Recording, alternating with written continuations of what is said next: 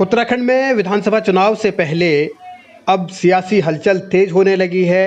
राजनीतिक दल अपने अपने तरीके से तमाम समीकरणों को साधने की कोशिशों में है। तीरथ सिंह रावत पर जब ये खतरा मंडराया कि उन्हें सीएम का चेहरा घोषित नहीं किया जाएगा, तो वो दिल्ली दौड़े और बड़े नेताओं के सामने उन्होंने हाजिरी लगाई। दूसरी तरफ कांग्रेस खेमे में भी अब बेचैनी बढ़ गई है। हरीश रावत लगातार इस कोशिश में है कि उन्हें उत्तराखंड में सीएम कैंडिडेट घोषित किया जाए कांग्रेस की ओर से, और इसके लिए वो तरह तरह के राजनीतिक जो समीकरण है वो बनाने में जुटे हैं। कांग्रेस खेमे में इस बात को लेकर हलचल है, परेशानी है कि अगर हरीश रावत फ्रंट पर आ गए तो फिर जो दूसरे नेता हैं उनका क्या होगा। उनमें खास तौर पर जो प्रदेश अध्यक्ष मौजूदा वक्त में है प्रीतम सिंह, वो किसी कीमत पर नहीं चाहते कि हरीश रावत की लीडरशिप में चुनाव लड़ा जाए। वो बार बार इस बात को दोहराते रहे हैं खुले मन से। दूसरी तरफ इंदिरा हृदय भी प्रीतम सिंह के साथ है। वो भी यही चाहती हैं कि सामूहिक नेतृत्व में ही चुनाव होना चाहिए और उसके बाद अगर पार्टी जीतती है तब कोई फैसला चेहरे पर हो। किशोर उपाध्याय फिलहाल खुद को उपेक्षित महसूस कर रहे हैं। उन्हें लगता है कि उनकी अनदेखी हो रही है, इसलिए गाहे बगाहे वो भी हरीश रावत पर निशाना साध रहे हैं। लेकिन कांग्रेस किस तरीके से आगे बढ़ेगी ये तय नहीं, मगर हरीश रावत ने बेरोजगारी के एजेंडे समेत तमाम मुद्दों पर अपनी पकड़ बनाए रखी है। मैंने ये मौन उपवास एक सांकेतिक चेतावनी है राज्य सरकार की कि ये आपने हल नहीं किया तो हम चुनाव में इन बातों को मुद्दा बनाएंगे।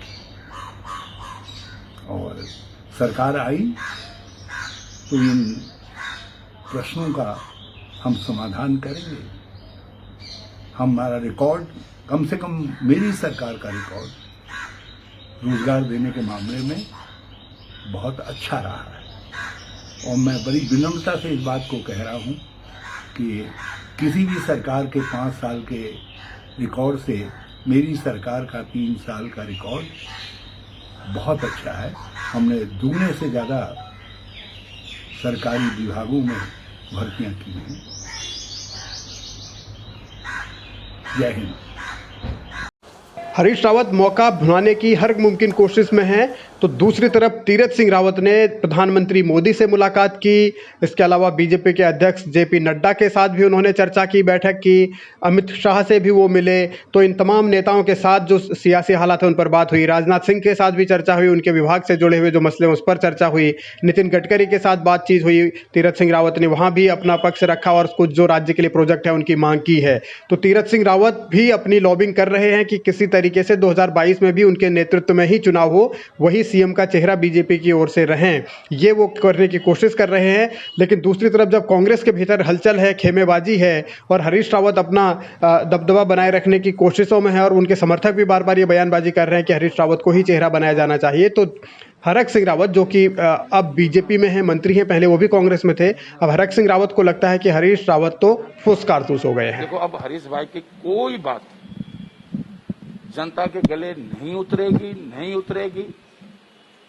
ऐसा ना, कुछ कारतूस ऐसे होते हैं जब तक वो यूज नहीं हुए तो चाहे जितनी धमकी दे दे, जब कोई बादल जब तक बरसे नहीं, जब तक कितनी गर्जना कर लें, लोग भरोसा करते हैं कि कहीं बहुत आंधी तूफान आ जाए, बहुत बारिश ना हो जाए।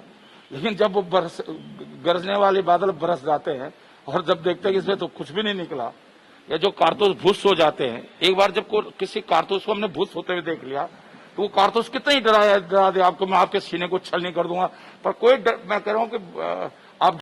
कांग्रेस में कलह का पुराना इतिहास रहा है। इस बार भी चुनाव से पहले वही सब कुछ दिख रहा है और लॉबिंग चल रही है, दबाव की राजनीति हो रही है। हर खेमा अपने हाथ में पूरी कमान चाहता है। अब खबर ये है कि हरीश रावत पूरा ध्यान उत्तराखंड पर लगाना चाहते हैं, पूरा वक्त उत्तराखंड को देना चाहते हैं और इसके लिए वो पंजाब के प्रभारी का पद छोड़ने की तैयारी कर रहे हैं। इसके संकेत वो दे चुके हैं और जल्द ही आलाकमान से मिलकर अपनी बातें रखेंगे। माना यह जा रहा है कि वो अपने आप को मुख्यमंत्री का चेहरा घोषित करने का पक्ष भी रखेंगे। दूसरी तरफ खबर ये भी है कि देवेंद्र यादव जो कि प्रभारी हैं उन्हें बदला जा सकता है, इस बात की अटकलें तेज हैं। उनके खिलाफ भी लॉबिंग चल रही है और उनको हटाने की मांग तेजी से उठने लगी है। तो इस बात से बेचैन है प्रीतम सिंह और इंदिरा हृदय। उनको ये लग रहा है कि अगर देवेंद्र यादव गए तो फिर नए तरीके से उनको समीकरण बिठाने पड़ेंगे, इसीलिए ये नेता भी दिल्ली में डेरा जमाए हुए हैं, यानी ये भी लॉबिंग कर रहे हैं। अब देखना होगा कि सियासत के इस खेल में कांग्रेस के भीतर बाजी कौन मारता है। क्या हरीश रावत को एक बार फिर कांग्रेस फ्रंट पर लाती है या फिर कुछ नए समीकरण बनते हैं।